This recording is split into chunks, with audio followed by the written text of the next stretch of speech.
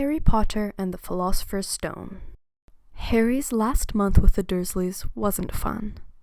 True, Dudley was now so scared of Harry he wouldn't stay in the same room, while Aunt Petunia and Uncle Vernon didn't shut Harry in his cupboard, force him to do anything, or shout at him. In fact, they didn't speak to him at all.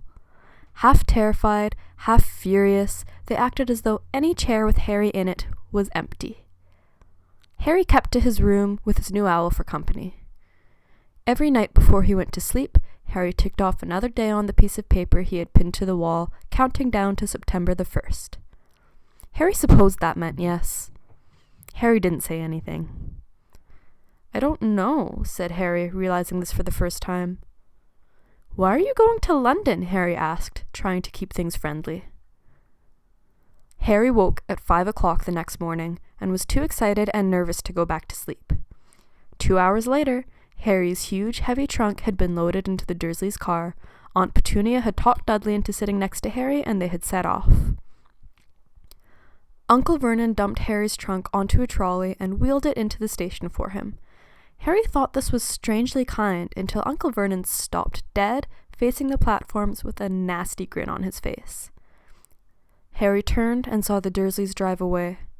Harry's mouth went rather dry. The guard had never heard of Hogwarts, and when Harry couldn't even tell him what part of the country it was in, he started to get annoyed, as though Harry was being stupid on purpose. Getting desperate, Harry asked for the train that left at 11 o'clock, but the guard said there wasn't one. Harry was now trying hard not to panic. Harry swung round. Each of them was pushing a trunk like Harry's in front of him, and they had an owl.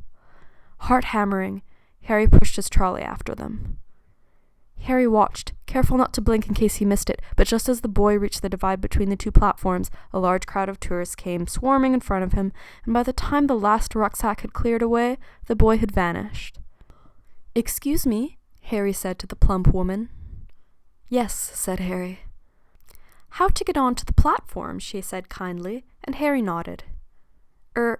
Okay," said Harry. Harry walked more quickly. Harry looked behind him and saw a wrought iron archway where the ticket box had been, with the words Platform 9 3/4 on it. Harry pushed his trolley off down the platform in search of an empty seat. Harry pressed on through the crowd until he found an empty compartment near the end of the train. "Yes, please," Harry panted. With the twins' help, Harry's trunk was at last tucked away in a corner of the compartment. "Thanks," said Harry, pushing his sweaty hair out of his eyes. "What's that?" said one of the twins suddenly, pointing at Harry's lightning scar. "Aren't you?" he added to Harry. "What?" said Harry. "Harry Potter," chorused the twins. "Oh, him," said Harry. The two boys gawped at him, and Harry felt himself going red. With a last look at Harry, the twins hopped off the train. Harry sat down next to the window where, half hidden, he could watch the red-haired family on the platform and hear what they were saying. He had already changed into his billowing black Hogwarts robes, and Harry noticed a shiny red and gold badge on his chest with the letter P on it. Harry leant back quickly so they couldn't see him looking. "Harry Potter!" Harry heard the little girl's voice.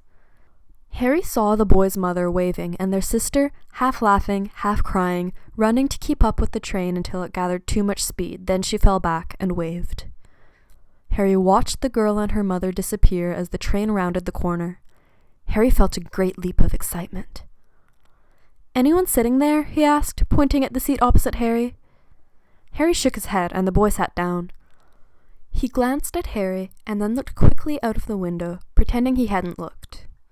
Harry saw he still had a black mark on his nose. "Harry," said the other twin, "did we introduce ourselves?" "Bye," said Harry and Ron. "Are you really Harry Potter?" Ron blurted out. Harry nodded. He pointed at Harry's forehead. Harry pulled back his fringe to show the lightning scar. "Yes," said Harry, "but I can't remember it."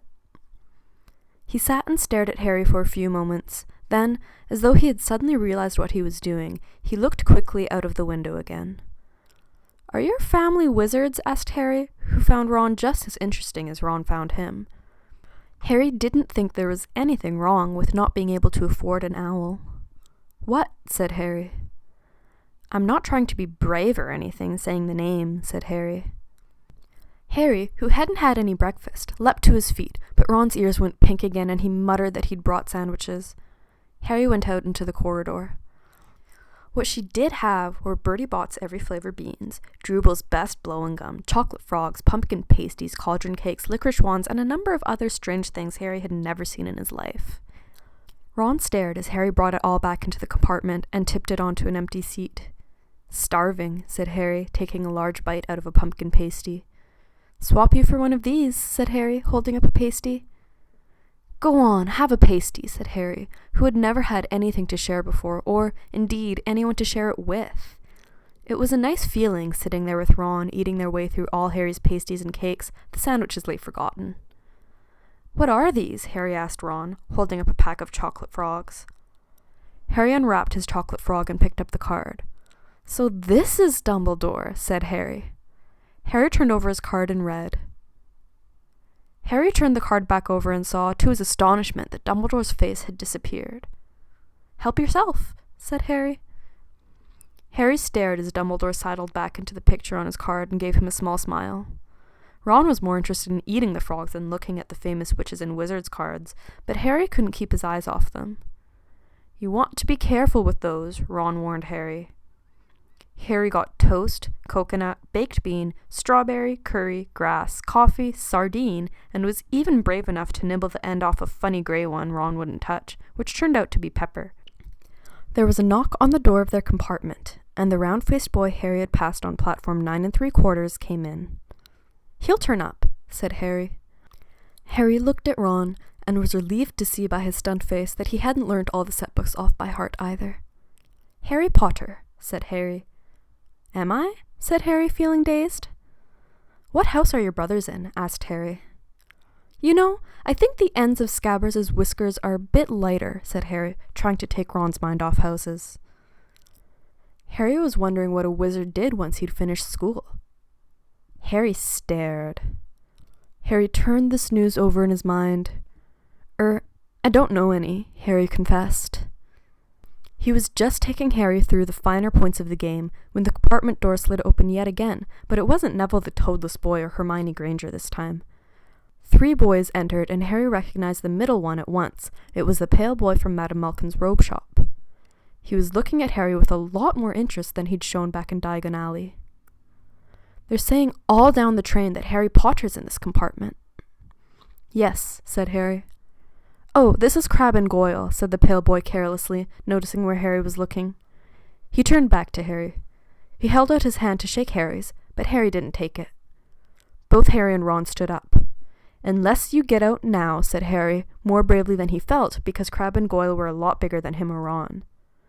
"I think he's been knocked out," Ron said to Harry. Harry explained about their meeting in Diagon Alley. Harry peered out of the window. Harry's stomach lurched with nerves, and Ron, he saw, looked pale under his freckles. Harry shivered in the cold night air. Then a lamp came bobbing over the heads of the students, and Harry heard a familiar voice. "First years, all right there, Harry?" It was so dark either side of them that Harry thought there must be thick trees there. Harry and Ron were followed into their boat by Neville and Hermione.